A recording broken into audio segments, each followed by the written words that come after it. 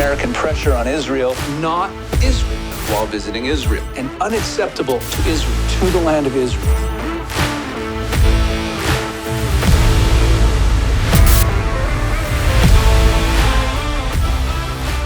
Welcome to Eyes on Israel. I'm Rabbi Pesach Wolicki. Just over a week ago, Joe Biden made a speech announcing a new proposal that would bring an end to the war between Israel and Hamas. The proposal essentially called for Israel to capitulate to Hamas and stop short of victory. I could probably do an entire episode picking apart the obnoxious lies, misrepresentations, and gaslighting in Biden's short speech, but I won't. But I do want to comment on a few of the highlights. For the past several months, my negotiators of foreign policy, intelligence community, and like have been relentlessly focused, not just on a ceasefire that would inevitably be fragile and temporary, but on a durable end of the war. That's been the focus, a durable end of this war. One that brings all the hostages home, ensures Israel's security, creates a better day after in Gaza without Hamas in power, and sets the stage for a political settlement that provides a better future for Israelis and Palestinians alike. Now, after intensive diplomacy carried out by my team, my many conversations with leaders of Israel, Qatar, and Egypt, and other Middle Eastern countries, Israel has offered a comprehensive new proposal.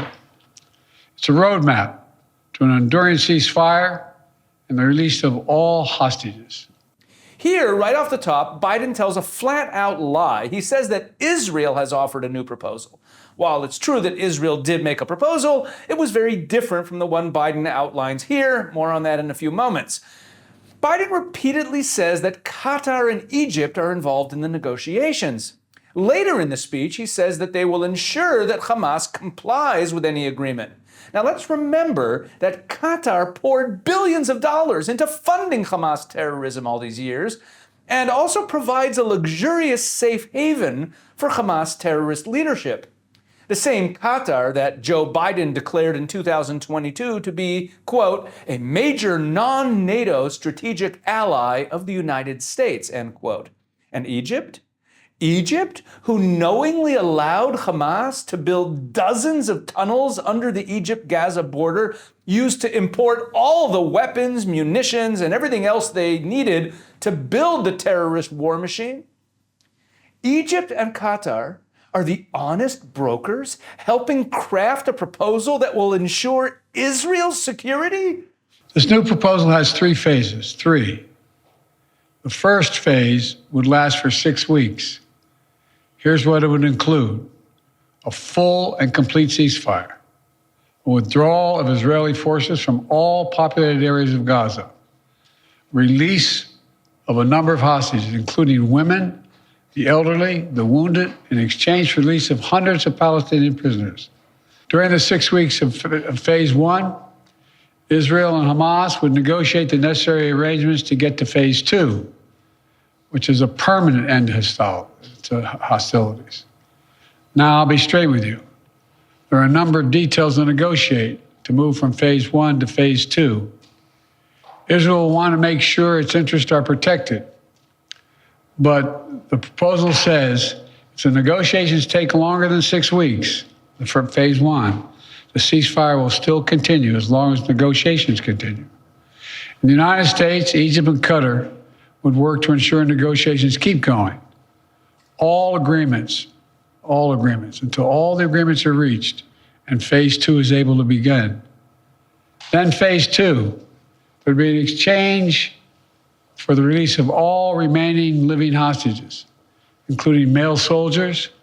Israeli forces would withdraw from Gaza, and as long as Hamas lives up to its commitments, a temporary ceasefire would become, in the words of the Israeli proposal, the cessation of hostilities permanently, end of quote. Let's sum this up. Phase one calls for a complete ceasefire and Israel withdrawing from all populated areas in Gaza. In other words, all the areas where Hamas operates. So Israel is supposed to withdraw all its forces without Hamas being destroyed as a military or governing body? Hamas is allowed to survive, rebuild, and govern? Immediately after Biden announced this Israeli proposal, Israeli Prime Minister Netanyahu released the following statement, quote, Israel's conditions for ending the war have not changed. The destruction of Hamas, military and governing capabilities, the freeing of all hostages, and ensuring that Gaza no longer poses a threat to Israel. Israel will continue to insist these conditions are met before a permanent ceasefire is put in place. The notion that Israel will agree to a permanent ceasefire before these conditions are fulfilled is a non-starter, end quote. In other words, Biden lied. He presented what he called an Israeli proposal that did not include what has always remained the absolute red line for Israel, the complete destruction of Hamas as both a political and military organization. Zero capability to govern, zero capability to educate the children of Gaza and to take control of resources.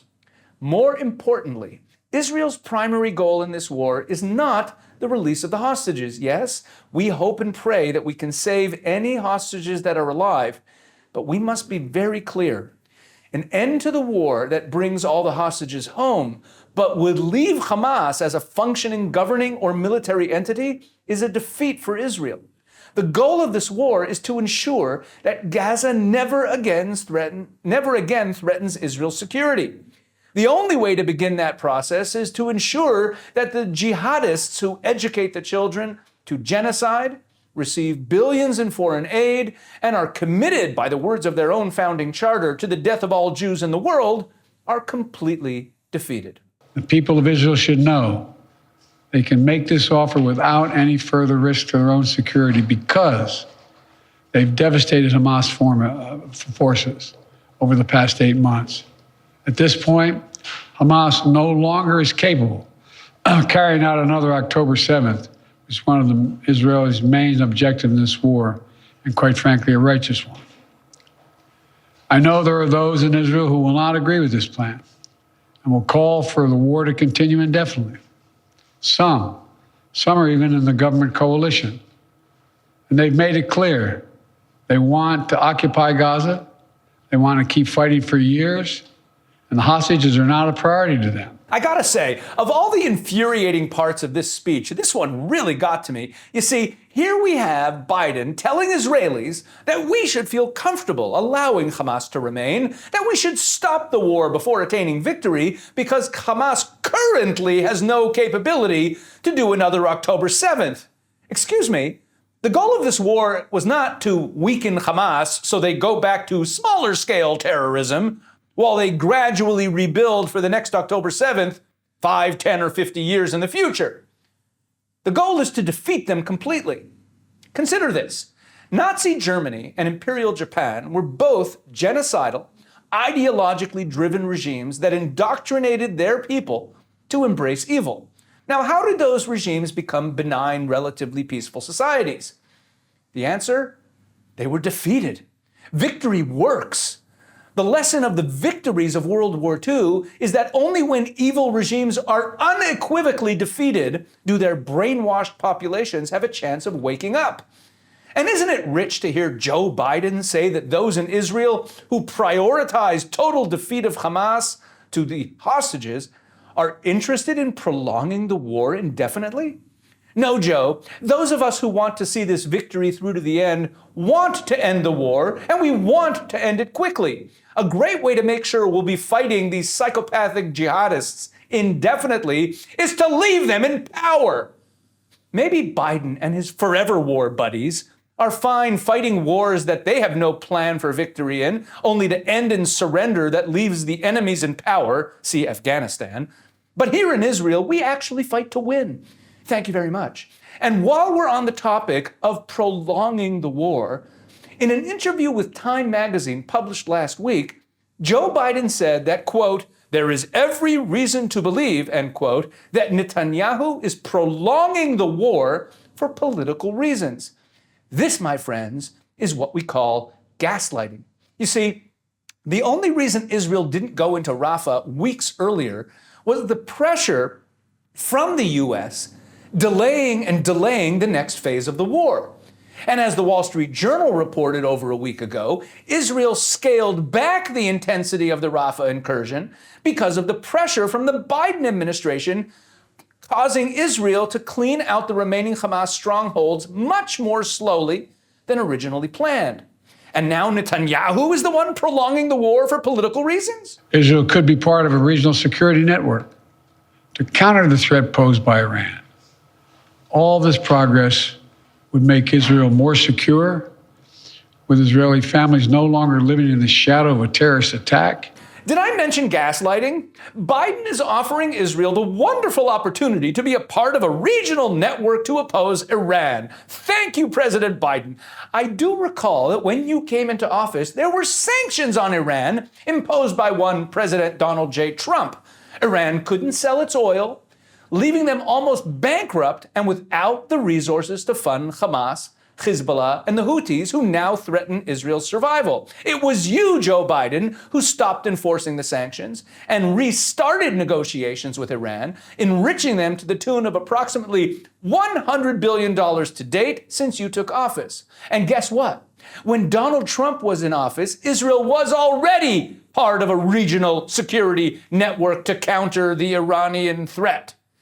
Since taking power, the Biden administration has done everything to enrich and empower Iran at Israel's expense. Hey, Joe, I've got a great idea for weakening the threat that Iran poses to Israel. It has 3 phases. Phase 1, Israel destroys Hamas. Phase 2, Israel defeats Hezbollah. Phase 3, Donald Trump wins re-election, and we go back to peace and prosperity across the Middle East. We'll be right back in just a moment.